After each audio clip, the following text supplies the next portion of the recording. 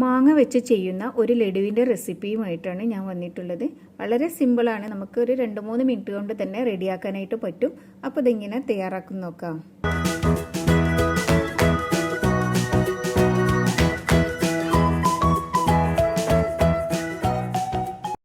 അപ്പോൾ ഒരു fry pan അടുപ്പിൽ വെച്ചിട്ട് അതിലേക്ക് നമുക്കൊന്ന് മാങ്ങ ചേർത്ത് കൊടുക്കണം. അപ്പം ഞാനിവിടെ ഒരു മാങ്ങ തൊലിയെല്ലാം കളഞ്ഞിട്ട് ചെറുതായിട്ട് അരിഞ്ഞെടുത്ത ശേഷം മിക്സിയിലൊന്ന് അരച്ച് പേസ്റ്റാക്കി എടുത്തതാണിത്. അതിലേക്ക് ഒട്ടും തന്നെ വെള്ളം ചേർത്ത് കൊടുക്കരുത് കേട്ടോ.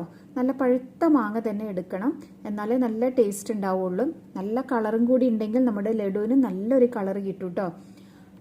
അപ്പോൾ ഇതൊന്ന് നന്നായിട്ടൊന്ന് ഇളക്കി നമുക്ക് മിക്സ് ചെയ്തെടുക്കാം. തീ ഒരു മീഡിയം ഫ്ലെയിമിൽ വെച്ചിട്ട് ചെയ്താൽ മതി. ഒരു 1 മിനിറ്റ് ആകുമ്പോൾ തന്നെ ഇതിൽ ബബിൾസ് ഒക്കെ വരും. ആ ബബിൾസ് വരുന്നത് വരെ നമ്മളിതൊന്ന് ഇളക്കി കൊടുക്കണം.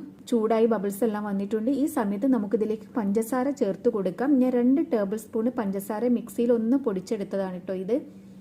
അപ്പോൾ ഈ ഒരു പഞ്ചസാര മതിയാവില്ല, നമ്മൾ ഇതിലേക്ക് മിൽക്ക് മെയ്ഡും കൂടി ചേർത്ത് കൊടുക്കുന്നുണ്ട്. അപ്പോൾ നിങ്ങളുടെ കയ്യിൽ മിൽക്ക് മെയ്ഡ് ഉണ്ടെങ്കിൽ അത് ചേർത്ത് കൊടുക്കാം. അതല്ലെങ്കിൽ നിങ്ങൾക്ക് 1/2 കപ്പ് പഞ്ചസാര പൊടിച്ചത് ഇതിലേക്ക് ചേർത്ത് കൊടുക്കാം കേട്ടോ. 1/2 കപ്പ് പൊടിച്ച പഞ്ചസാരയാണ് ചേർത്ത് കൊടുക്കേണ്ടത്. അപ്പോൾ ഞാനിവിടെ 2 ടേബിൾ സ്പൂൺ പൊടിച്ച പഞ്ചസാരയും പിന്നെ 1/4 കപ്പ് മിൽക്ക് മെയ്ഡും കൂടി ചേർത്ത് കൊടുക്കുകയാണ്. അപ്പോൾ മിൽക്ക് മെയ്ഡ് ചേർക്കുമ്പോൾ ഒന്നുകൂടെ ടേസ്റ്റ് ഉണ്ടാവും. അപ്പോൾ മിൽക്ക് മെയ്ഡ് ചേർത്ത് നന്നായിട്ട് തന്നെ ഒന്ന് മിക്സ് ചെയ്തെടുക്കാം. അപ്പോൾ മിൽക്ക് മെയ്ഡ് ചേർത്ത് നന്നായിട്ട് മിക്സ് ചെയ്തെടുത്തിട്ടുണ്ട്.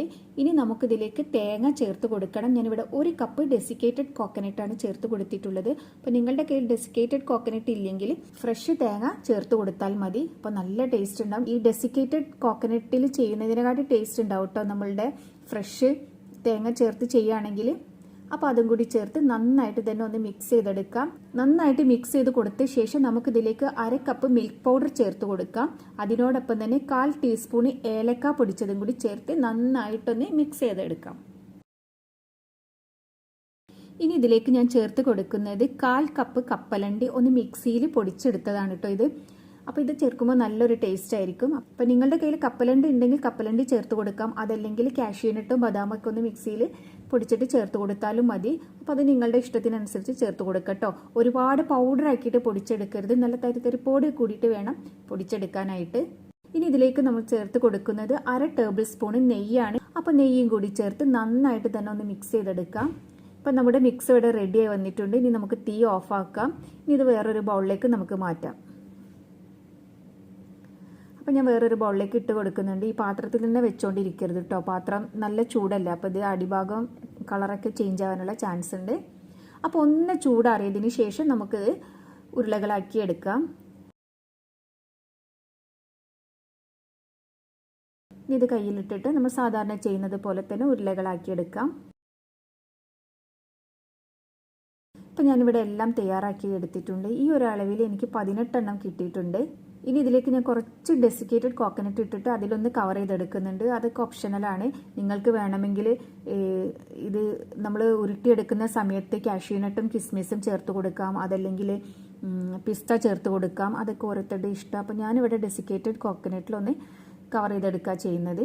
ഇതുപോലെ തന്നെ എല്ലാം ചെയ്തെടുക്കാം.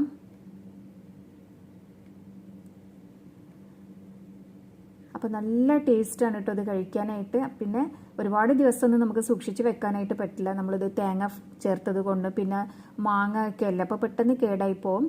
കുറച്ച് ദിവസമൊക്കെ ഇത് ഫ്രിഡ്ജിൽ വെച്ച് സൂക്ഷിച്ച് കഴിക്കാവുന്നതാണ്. അപ്പോൾ എല്ലാവരും ഒന്ന് വീട്ടിൽ ട്രൈ ചെയ്ത് നോക്കൂ.